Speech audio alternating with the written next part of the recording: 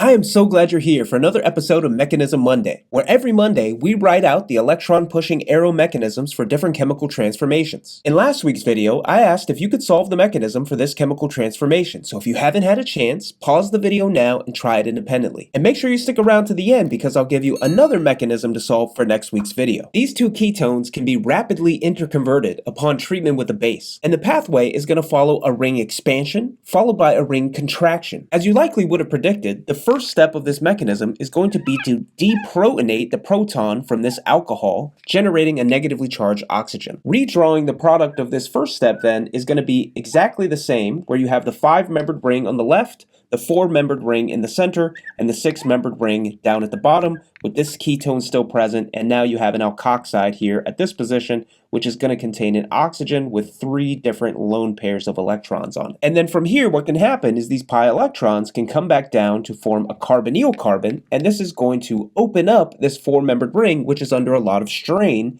and therefore it is going to move those electrons over to being in between this carbon and this other carbonyl carbon. And when we do that, that would give 5 bonds to this carbon, so what can happen is these delocalized pi electrons can come up to this oxygen, meaning that we have opened this ring and also changed the location of the negatively charged oxygen. And we did so by forming an enolate here, and that is going to leave us with still this 5-membered ring, but instead of being a 4 and a 6-membered ring, we're now actually going to have an 8-membered ring down at this position here. So if we count over, from our 5-membered ring, there was 1 carbon, which is where that ketone is now located. And then at this position, if we count over 1, 2 carbons, so 1, 2 carbons, this is going to be where our negatively charged oxygen species is, and also going to be where our alkene is at this position. The next step in this mechanism is going to be a proton transfer, where our previously deprotonated base became protonated.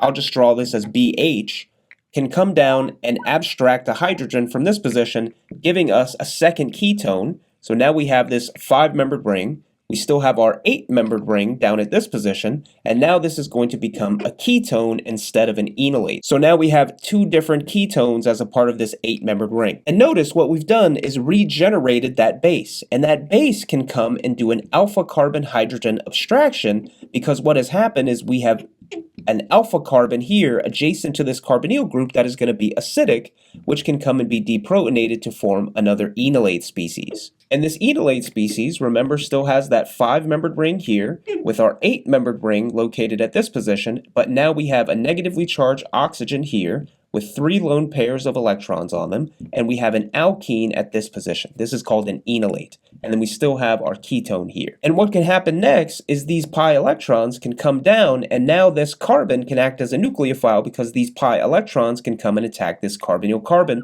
moving up these electrons here. And notice this is the step that we can actually recontract our ring system, because we have 1, 2, 3 carbons that are now going to be attached to this position to make a 4-membered ring, a 5-membered ring, and a 6-membered ring, which is how in our product we end up with a 6-membered ring at the center. Because notice on the other side, what that means is if I use a different color and a different counting scheme, if this is carbon number 1, this would be carbon number 2, carbon number 3, and carbon number 4. So notice now we're going to end up with our internal 6-membered ring and our external 4-membered ring. So now when drawing that, we're going to end up with our 5-membered ring at this position. Our 6-membered ring is now going to be on the inside of this fused ring system, and our 4-membered ring is going to be on the far side. In this step, we regenerated our ketone down at this position, and we also generated a negatively charged oxygen at this position. And that negatively charged oxygen is going to have 3 lone pairs of electrons on it.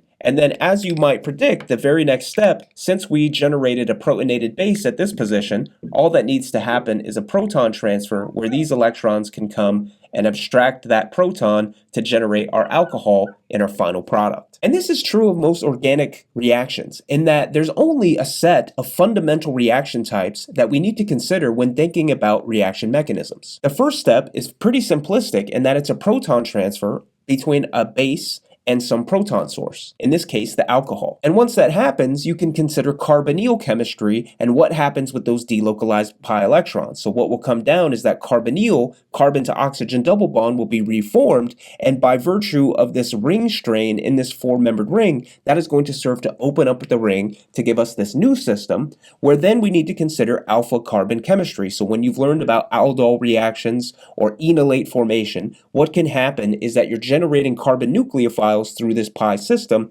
When you reform the carbonyl, these pi electrons will act as a nucleophile and can do things like attack protons, or as is the case in a later step, we can actually do these pi electrons can be used as a nucleophile to attack this carbonyl carbon, which is going to be very electrophilic because the oxygen is pulling electron density away. And then again, the other steps are just proton transfers, where we're either deprotonating alpha carbon hydrogens or reprotonating a negatively charged oxygen. If you enjoyed this week's mechanism, make sure to give it a thumbs up down below. And for next week, I'd love to see if you could figure out the mechanism for this chemical transformation. Drop your thoughts as a comment down below, and make sure that you subscribe to the channel so that you never miss another Mechanism Monday. I'll see you next week.